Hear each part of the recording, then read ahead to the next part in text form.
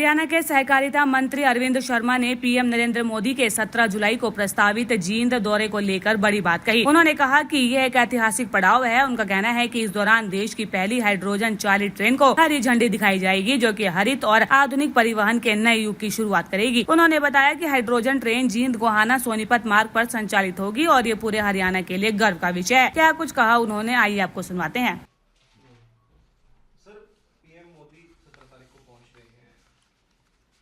ऐतिहासिक इस दिन को माना जाए सर? देखिए, पूरा देश इस ओर देख रहा है कि 17 तारीख को आप देखेंगे कि हाइड्रोजन आधारित रेल तकनीक के क्षेत्र में तेजी से आगे बढ़ रहा है हमारा देश। भारत जो है अक्षय ऊर्जा और हरियाणा का नाम देश के मानचित्र पर तो होगा ही, लेकिन विश्व के मानचित्र पर, क्योंकि आप सारे जानते हैं हम सब कि इको फ्रेंडली जो हाइड्रोजन के जरिए से प्रदूषण रहित जो वातावरण बनेगा परिवहन के क्षेत्र में, रेल परिवहन के क्षेत्र में, ये ऐतिहासिक होने जा रहा है। और हरियाणा के जींद में, हरियाणा का नाम तो होगा ही, लेकिन पार्लियामेंट्री क्षेत्र सोनीपत का जींद से ही शुरू होगी ट्रेन। लगभग 89 किलोमीटर का सफ़र तय करके ये सोनीपत पहुंचेगी। 13 स्टेशनों पर ये रुकेगी। और आप देखें, ये इको फ्रेंडली तो है ही, उसके साथ इसका किराया भी लोगों की पहुंच में रहेगा। 5 रुपये से लेकर के लगभग 25 रुपये में वो ये जींद से सोनीपत पहुंच जाएगा। जो यात्री होगा 600 के करीब यात्रियों को लेकर के चलेगी। और इस ट्रेन की जो क्षमता है, फ्यूल की जो क्षमता हाइड्रोजन की, वो 300 किलो एक बार में इसकी फ्यूल कैपेसिटी है। 300 किलो फ्यूल लेकर के 350 किलोमीटर के करीब ये चल सकती है। 89 किलोमीटर का सफ़र ये 2 घंटे में पूरा करेगी। जींद से सोनीपत 2 राउंड करेगी।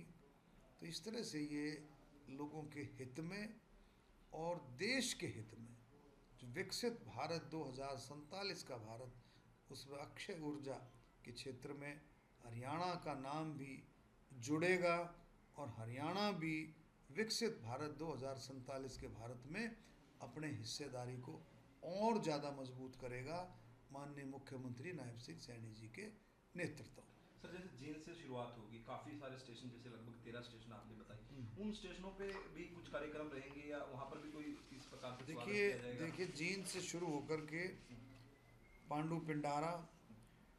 पिंडारा, ललित खेड़ा, भमेवा, गोहाना, मुहाना, और गोहाना से पहले आप देखेंगे ईसापुर खेड़ी, खंदराई, ऐसे 13 स्टेशन आएंगे। लोगों में, पूरे हरियाणा की जनता में इसके लिए पूरा जोश है, क्योंकि माननीय प्रधानमंत्री जी जब भी हरियाणा में आते हैं, कोई ना कोई बड़ी सौगात हरियाणा को दे करके जाते हैं।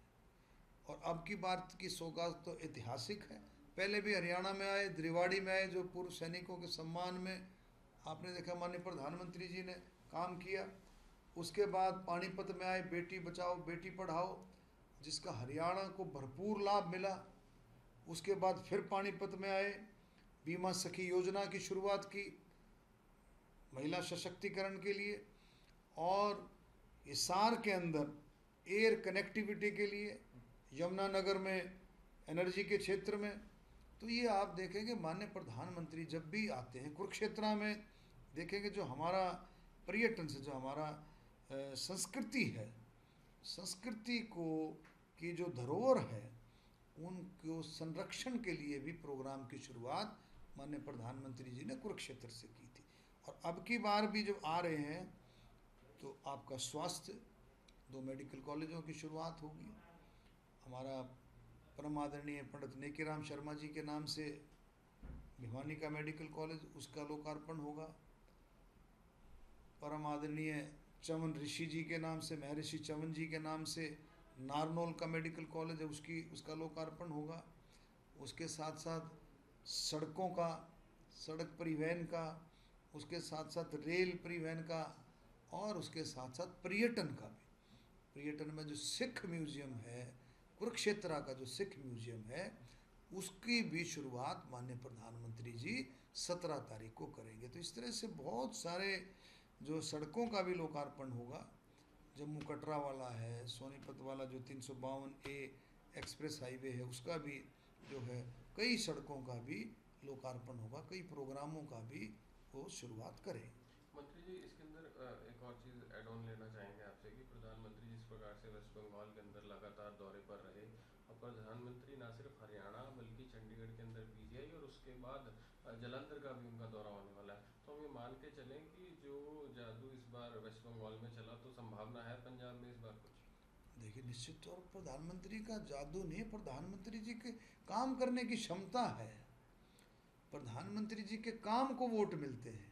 प्रधानमंत्री जी ने जिस तरह से देश को आगे बढ़ाया, हर वर्ग को, इस 12 सालों में आप उठा करके देखें, इन 12 सालों में देश के अंदर हर वर्ग ने, कोई भी वर्ग उठा, किसान हो, हमारी महिलाएं हों, बुजुर्ग हों, नौजवान हों, गरीबों के लिए, हर एक कैटेगरी के लिए माननीय प्रधानमंत्री जी ने काम किया है, और काम के लिए ही वोट मिलते हैं। जो पंडित दीनदयाल उपाध्याय जी का जो सपना था, अंत्य उदय आखिरी छोर, माननीय प्रधानमंत्री जी ने कितनी सारी योजनाएं आखिरी छोर के लिए दी, हरियाणा में वो दी गई।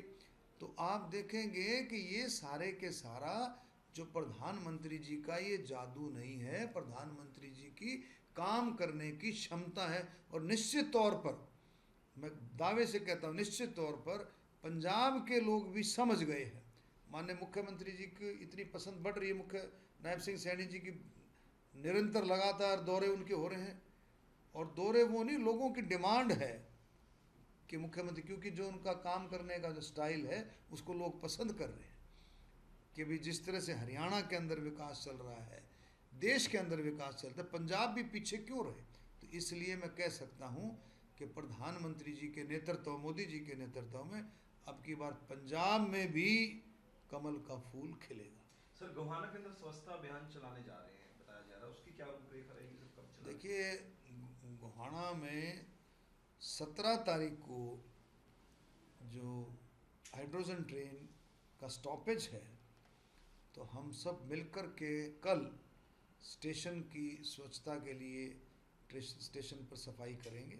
स्टेशन पहले ही साफ है, लेकिन हम, क्योंकि हमारे घर में ट्रेन आ रही है, हमारे घर में एक ऐसा मेहमान जो मोदी जी के ज़रिए से आ रहा है, तो हम और उसको चमकाएंगे कि जैसे घर में जब कोई मेहमान आता है तो घर साफ होता है रोज़ाना, लेकिन जब मेहमान आता है तो उसकी और अच्छे से पोछा पाछा ढंग से, और उसकी देख रेख जो है और ढंग से करेंगे। सर, गैदरिंग कितनी मानी जाए, कितने लोग इकट्ठे हो सकते हैं? देखिए, प्रधानमंत्री की जब जो भी प्रोग्राम होता है उसको संख्या से नहीं तोला जाता, उसको तो आप देखिए लोगों में इतना चाव चढ़ता है, लाखों लाखों लोगों में चाव चढ़ा हुआ है, लोग बाग अपने अपने तरीके से।